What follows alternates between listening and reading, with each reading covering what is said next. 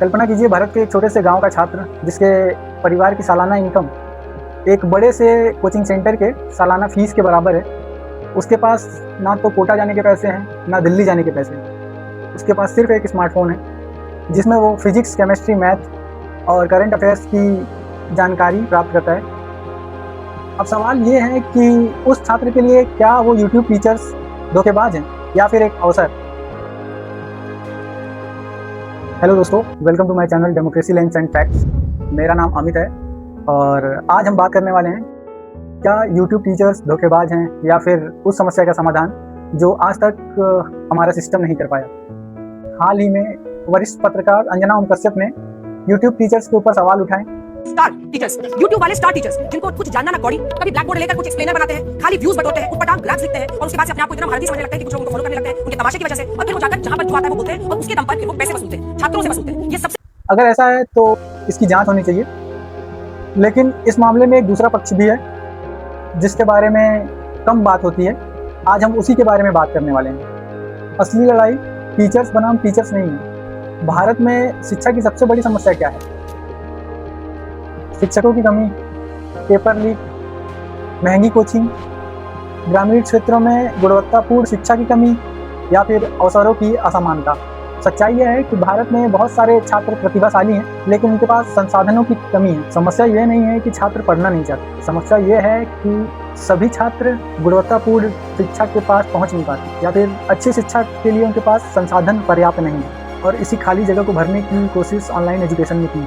जब सिस्टम नहीं पहुंचा तब इंटरनेट पहुंचा। पहले किसी चीज़ की तैयारी करने के लिए या फिर पढ़ाई करने के लिए हमें कोटा या फिर दिल्ली जाने की ज़रूरत पड़ती थी या फिर किसी बड़े शहर में जाने की ज़रूरत पड़ती थी। लेकिन ये ऑनलाइन एजुकेशन ने ये सारे समीकरण को बदल दिया और अब उसी शिक्षक से वो गांव का छात्र भी पढ़ सकता है जिससे वो बड़े शहर के बच्चे पढ़ते हैं। ये सिर्फ टेक्नोलॉजी नहीं थी, ये ऑनलाइन एजुकेशन की क्रांति थी और शायद इसी कारण लाखों छात्रों ने यूट्यूब को शिक्षक के रूप में स्वीकार किया। फिजिक्स वाला सिर्फ एक कंपनी नहीं, यह एक संकेत था। अलक पांडे की कहानी इसलिए महत्वपूर्ण नहीं है क्योंकि उसकी कंपनी अरबों की है, बल्कि इसलिए महत्वपूर्ण है क्योंकि उसने शिक्षा के लिए सवाल खड़ा कर दिया और भारतीय शिक्षा व्यवस्था पर सवाल खड़ा किया। क्या जेईई नीट सिर्फ अमीर छात्रों के लिए है? इस टाइम पे शिक्षा एक बहुत बड़ा व्यापार बन रहा था। तब लाखों छात्रों ने ये महसूस किया कि गुणवत्तापूर्ण शिक्षा पाने के लिए कहीं जाने की जरूरत नहीं, वो आसानी से भी प्राप्त की जा सकती है। और यही कारण है कि फिजिक्स वाला सिर्फ एक ब्रांड नहीं है बल्कि एक आंदोलन की तरह उभरा। खान सर के लोकप्रियता का कारण ये नहीं है कि उनके यूट्यूब पे लाखों सब्सक्राइबर थे, बल्कि उनकी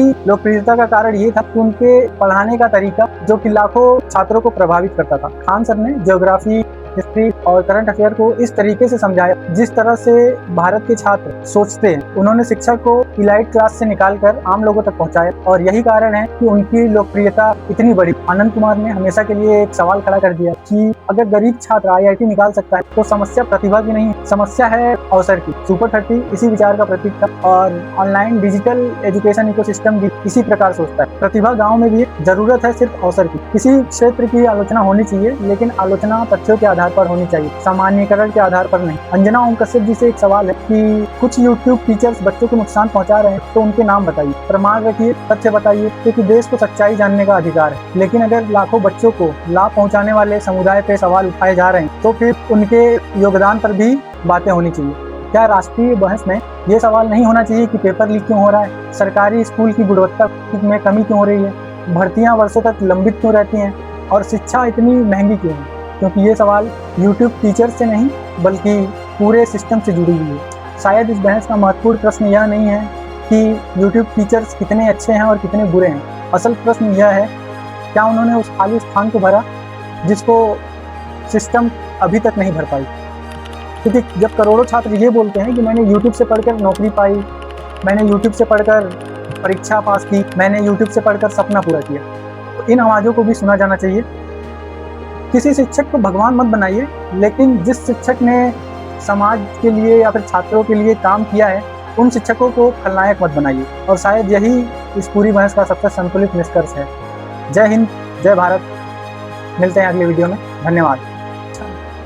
अगर आपको ये वीडियो अच्छा लगे तो प्लीज़ इस चैनल को सब्सक्राइब करें और शेयर करें।